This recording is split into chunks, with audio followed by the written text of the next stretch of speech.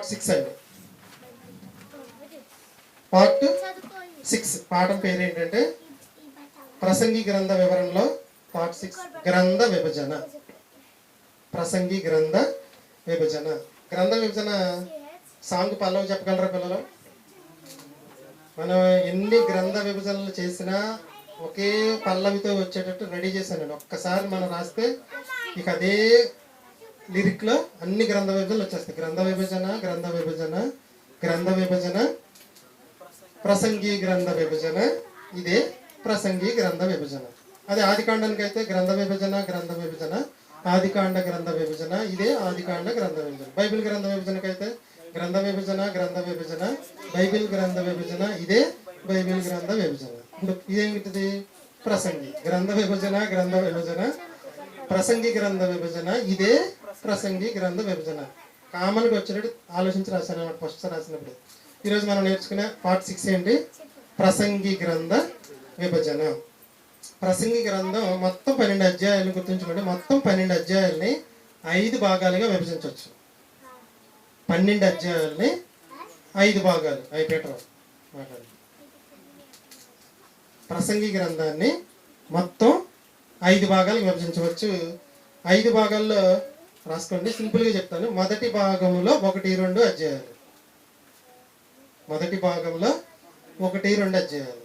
రెండో భాగంలో 3, 4, 5. మూడో భాగంలో 6, 7, 8. నాలుగో భాగంలో 9, 10. ఐదో భాగంలో 11, 12. సింపుల్గా 2, 3, 3, 2, 2 అలా గుర్తుపెట్టుకున్నా పర్వాలేదు. ప్రసంగి గ్రంథ విభజనలో ప్రసంగి గ్రంథం మొత్తం 12 అధ్యాయాలు 5 ప్రధాన భాగాలకు విభజించడం జరిగింది.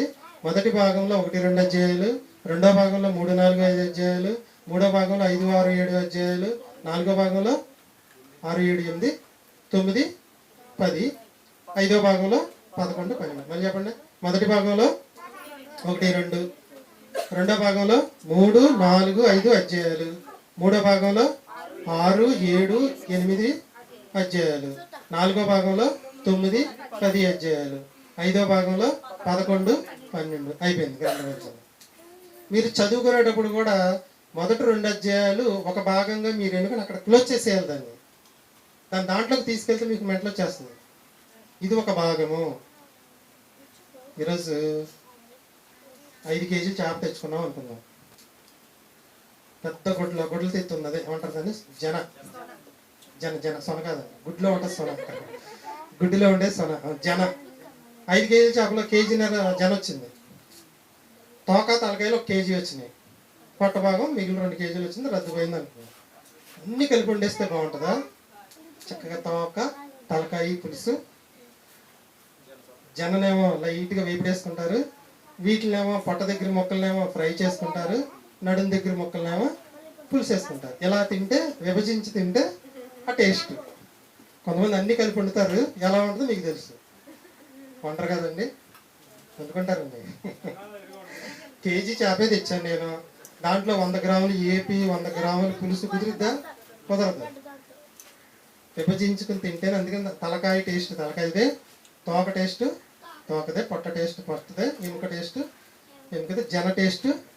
అలాగే ఈ ప్రసంగి గ్రంథాన్ని 5 భాగాలను మనం విభజించినప్పుడు మీరు చదువుకునేటప్పుడు కూడా మొదటి 2 భాగాల్లో ఏముందనేది ముందు తెలుసుకోండి. తర్వాత చదివేటప్పుడు 3వ అధ్యాయం మాత్రం చదివి అయితే కుదరదు. 3, 4, 5 చదవాలి. తర్వాత 3వ భాగంలో 6, 7, 8 చదవాలి. 4వ భాగంలో 9, 10 చదవాలి. 5వ భాగంలో 11, 12 చదవాలి. ఇది ప్రసంగి గ్రంథ విభజన.